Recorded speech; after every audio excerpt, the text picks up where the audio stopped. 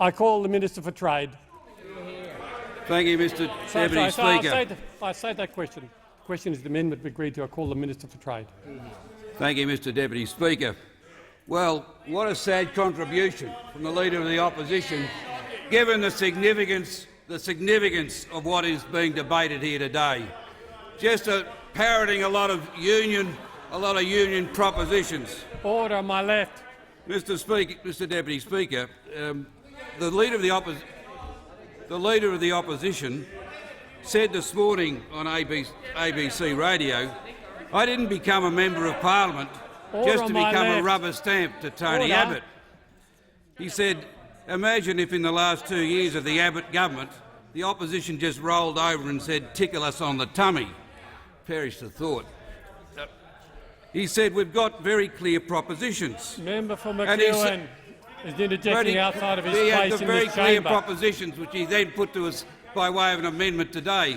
The sad thing is, all of those amendments have now been debated, discussed, examined for weeks on end now, and not one of them there's seen to be substance in any of those amendments. Not one of those things. No one except those opposite and the CFMEU supports any of the propositions that you are saying are weaknesses of this agreement. Not one person. Now, it's fair to say that if you did have propositions which were questioned by people other than the CFMEU, but everyone else in the community has had a look at this, if you did have propositions which were questioned by others legitimately, not one person is supporting your position, not one person except the CFMEU. If you did have them, there'd be a case for negotiation. There would be a case for negotiation. And when you come up with something of substance, when we will think about the proposition of negotiation, there is nothing to negotiate. Nothing you have brought up is there to negotiate. Nothing. And you just went on with a lot of dribble again today. You haven't looked at the arguments. You haven't looked at the propositions people said. And I can confirm this. I can confirm how you're being led by the nose, because what fell into my hands? What fell into my hands this morning? Yeah. Order on my left. On my left. Order. It was leaked by someone on the other side, one of many, I suspect, who are totally embarrassed by the way in which your leadership is carrying the party in this debate. Totally embarrassed by your leadership. So we get leaked from one of many of you who are embarrassed. And of course, what's it say? It's the CFMEU writing instructions. You've got them all in your back pocket. You've got them all there. Pull them out. He's pulled them out this morning. What's the CFMEU say? They say, listen, if you want to learn something, you're ignorant.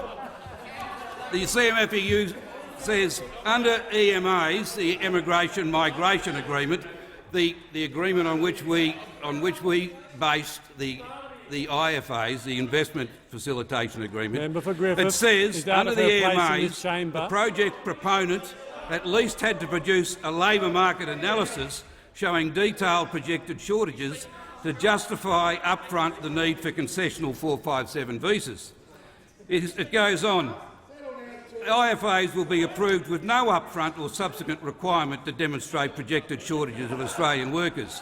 There's no mandatory obligation for direct employers on IFA projects to undertake labour market testing. No mandatory obligation. That was at the heart of the major request and concern of the Leader of the Opposition today. He repeated it again on radio this morning. He pulled out his speaking notes and repeated it on radio this morning. But let's look at what went out to business in May this year to talk the instructions which are associated with projects for over $150 million. The projects IFA, the Department of Immigration wrote this, the authority that you use for the EMAs, the authority you use for the EMA. And what does it say? What does it say?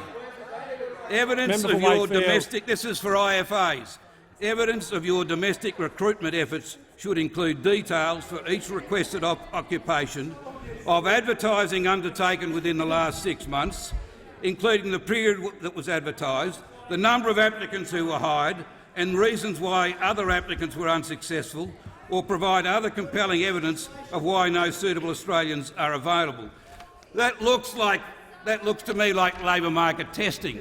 That is Labor. If it looks like it, if it says what it is it. That is mandatory. That is mandatory. Member for Rankin. In the EMAs, it was not mandatory. The only thing was labour market analysis. Labour market analysis. You've been stooged. You've been stooged by the CFMEU, and you haven't bothered to even check the formal arrangements. It's a con. You know it's a con. There is nothing to debate. There is nothing to change. Get on with this. This will, if you dump this agreement, this will affect our relationship, not just economically, but in a much wider sense. The damage you will do will be monumental. Order. Order. Order on my left.